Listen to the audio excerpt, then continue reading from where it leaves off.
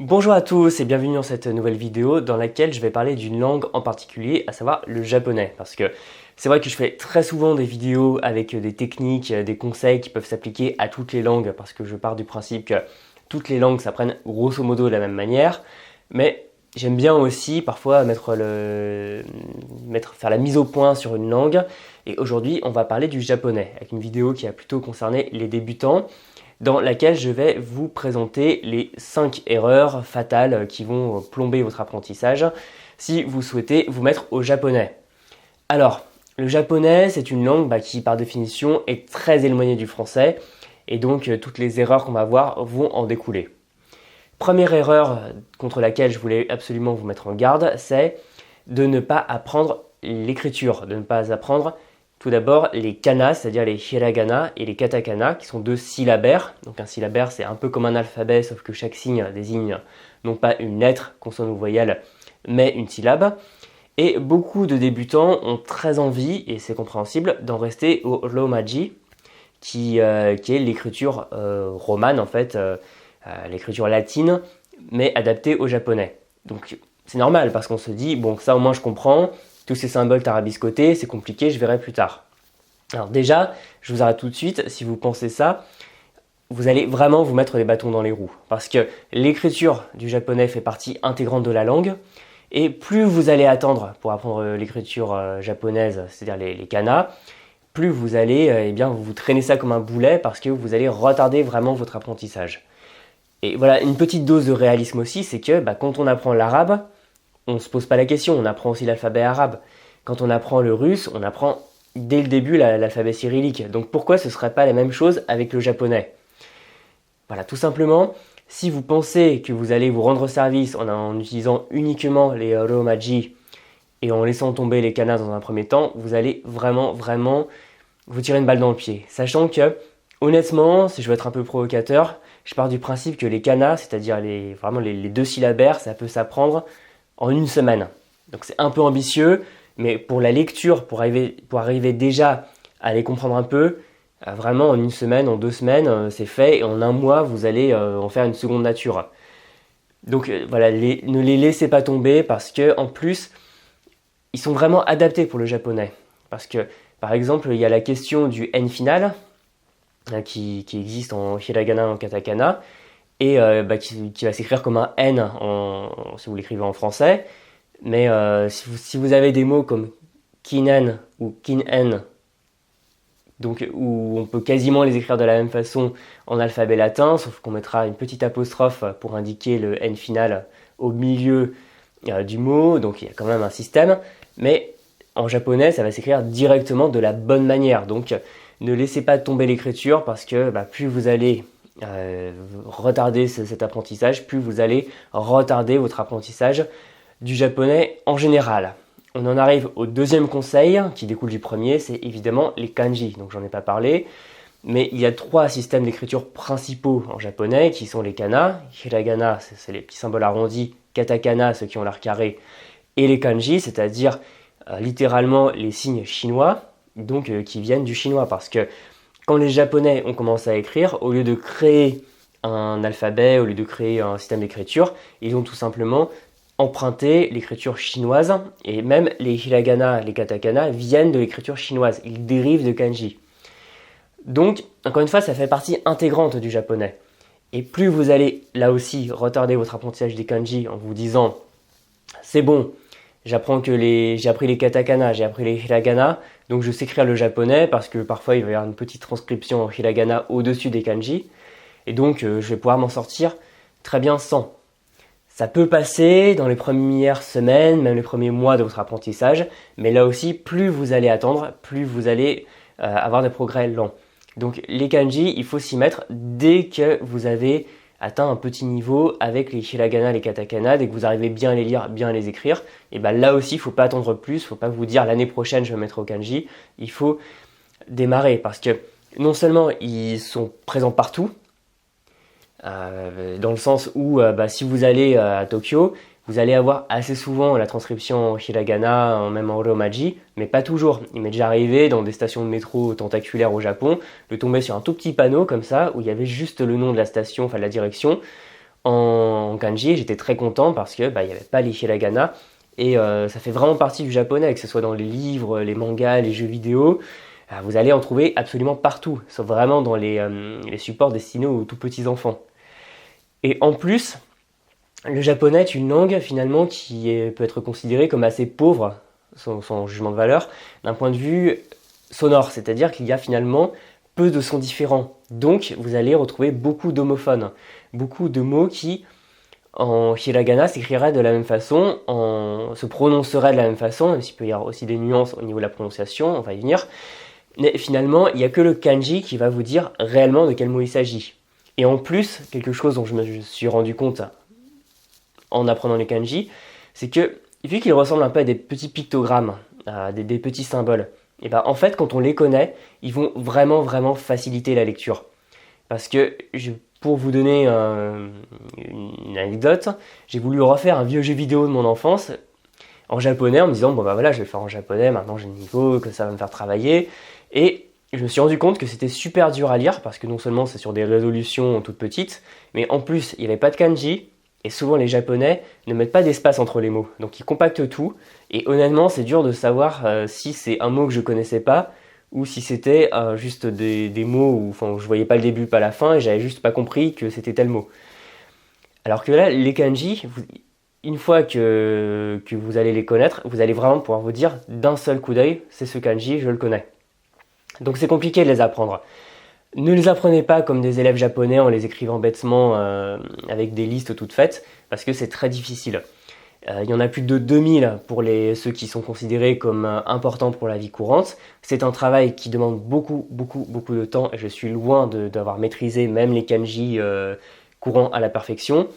Et il faut absolument commencer à les apprendre avec une optique un petit peu de Lego, c'est-à-dire prendre les morceaux, les décomposer. D'ailleurs, c'est ce que font les Japonais avec ce qu'on appelle les radicaux, c'est-à-dire qu'ils prennent un morceau d'un kanji, ça permet de le chercher dans le dictionnaire, et faites vraiment comme ça, c'est-à-dire partez du plus simple au plus compliqué, de l'unique kanji au kanji qui est composé de plusieurs symboles, et là vous allez y arriver, vous allez arriver à les reconnaître plus facilement.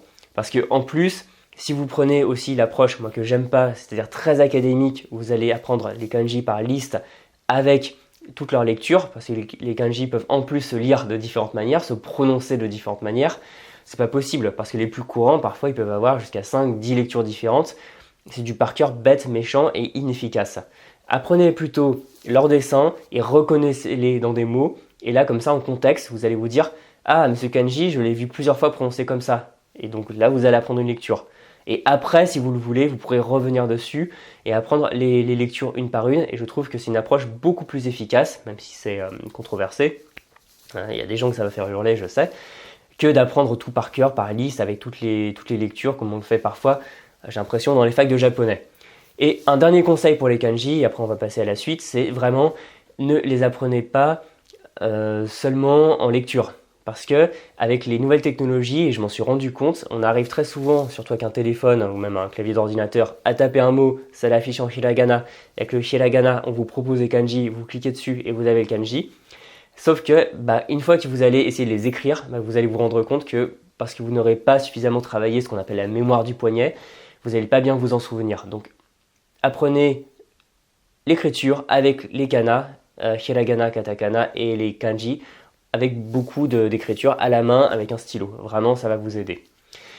Troisième point, faites attention au niveau de la prononciation. Parce qu'il y a un cliché qui a la vie dure, c'est que le japonais est une langue super facile à prononcer.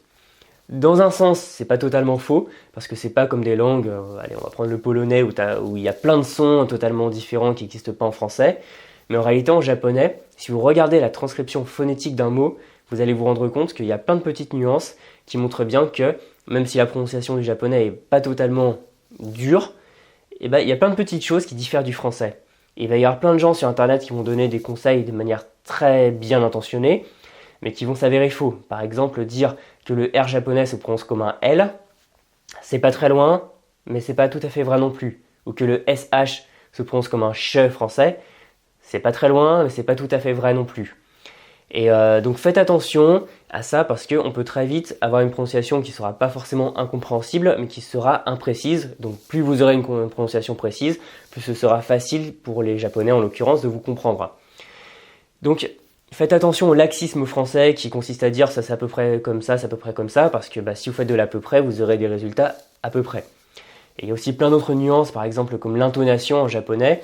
Alors très souvent dans les manuels, on vous donne ces petits caractères, c'est-à-dire le trait en haut, le trait plus en bas qui me donne une intonation de hauteur en haut, en bas, etc. On vous dit ça existe et après on s'en débarrasse, on vous en reparle plus jamais. Donc ne faites pas l'impasse sur une analyse phonétique de la langue, c'est-à-dire quand vous commencez le japonais, allez sur Wikipédia et regardez les différents sons, comment ils se prononcent, parce que parfois ils se prononcent presque comme en français, mais pas tout à fait. Donc soyez très prudent avec ça. Et ensuite, comme d'habitude, faites beaucoup d'oral, écoutez comment se prononcent les sons, écoutez comment parlent les Japonais, et reproduisez ça, et ce sera beaucoup plus facile. Et ne tombez pas dans l'erreur fatale qui consiste à dire « le japonais c'est simple à prononcer, donc je ne bosse jamais l'oral ». Voilà, il ne faut pas faire ça, point final. Quatrième point, attention à la grammaire. Ne plaquez pas du français sur le japonais, parce que ça c'est une erreur générale quand on fait des langues, c'est-à-dire qu'on réfléchit, on fait fonctionner son cerveau pour construire des phrases et les comprendre comme on le fera en français. Donc, quelle que soit la langue, j'en ai déjà beaucoup parlé, c'est une erreur de traduire dans votre tête, mais en plus dans une langue très éloignée comme le japonais. Parce que si vous le faites en italien ou je pense en espagnol, si vous traduisez, ça passera à peu près. Pas sans dégâts, mais ça fera une phrase qui sera peut-être à peu près correcte. Et là encore, je sens déjà les italophones et hispanophones commencer à avoir peur. Si vous le faites en allemand, par exemple, déjà ça coince. C'est pour ça qu'il y a beaucoup de Français qui disent « Oh là, l'allemand c'est horrible, on met le verbe à la fin ». C'est pas qu'on met le verbe à la fin, c'est que déjà parfois et pas toujours on met le verbe à la fin.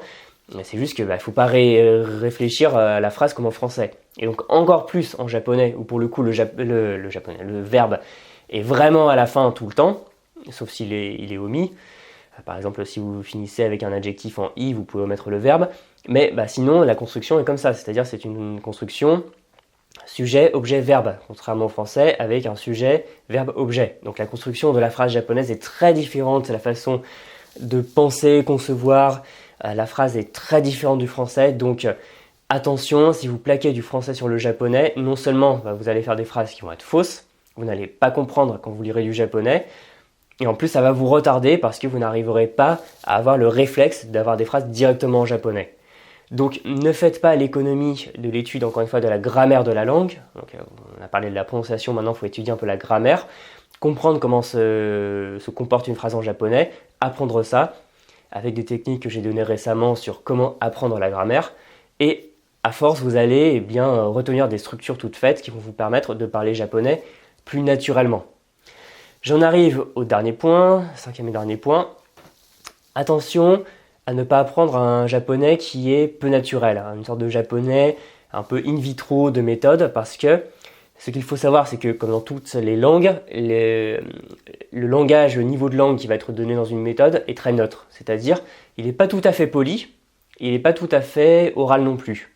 Donc, parfois, il y a des méthodes qui vous expliquent tout ça, mais ce qui est important de garder à l'esprit, c'est que le japonais a une énorme disparité entre la langue qui parfois est très orale et la langue qui est très polie. C'est-à-dire, il y a un système de politesse, de niveau de politesse, qui s'appelle le keigo, où il y a tout un enchevêtrement, parfois vous allez utiliser pour vous adresser à quelqu'un de manière polie un autre verbe que le verbe neutre, vous allez utiliser pour parler de vous modestement un autre verbe encore que la forme neutre et la forme polie pour s'adresser à quelqu'un, donc voilà, c'est un peu foufou, mais faites attention à ça, c'est-à-dire, encore une fois, allez parler avec des japonais, vous allez vous rendre compte vraiment qu'il peut y avoir des structures qu'on ne vous enseigne pas, par exemple le te-ire, si vous parlez avec des japonais, vous allez vous rendre compte qu'ils disent tere directement, ils contractent tout.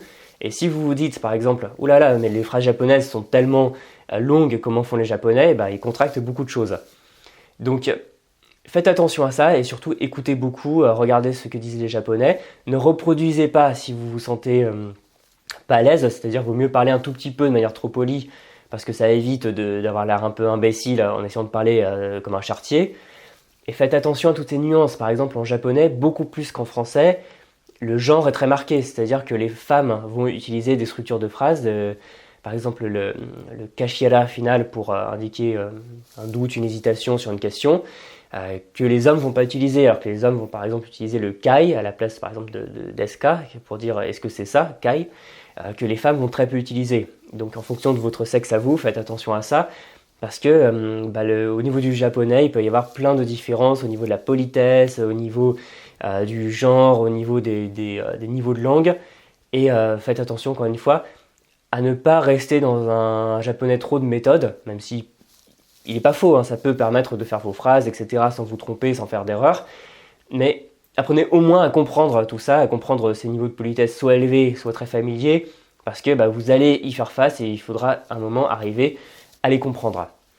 Et surtout, faites attention à ne pas parler comme...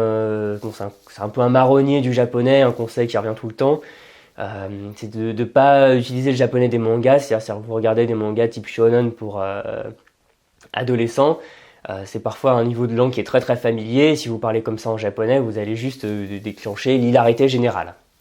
Voilà, j'en ai terminé avec ces 5 conseils. Donc vous voyez peut-être le grand schéma récurrent, c'est que il faut pas résister aux différences de la langue. C'est-à-dire le japonais a une écriture, une prononciation, une grammaire et des façons de faire qui sont différentes du français.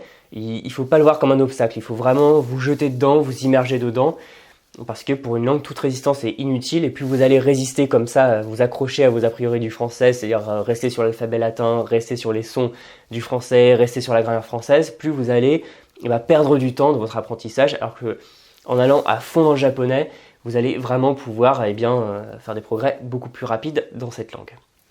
Je vous remercie d'avoir regardé cette vidéo. Vous pouvez comme d'habitude me laisser un j'aime si ça vous a plu, partager à des amis qui voudraient apprendre le japonais. Vous pouvez aussi vous inscrire à la chaîne et cliquer sur la petite cloche, comme ça vous recevrez une notification quand je publierai une prochaine vidéo. Et pour terminer, si vous apprenez le japonais ou une autre langue, vous pouvez télécharger ma mini-formation gratuite 25 techniques pour apprendre votre vocabulaire. Vous cliquez sur le lien dans la description, ça vous servira que ce soit le japonais pour apprendre l'écriture, le vocabulaire, structure de grammaire ou toute autre langue. Je vous remercie et je vous dis à très bientôt pour une autre vidéo sur une autre langue ou sur toutes les langues de manière générale. Et à bientôt. Salut.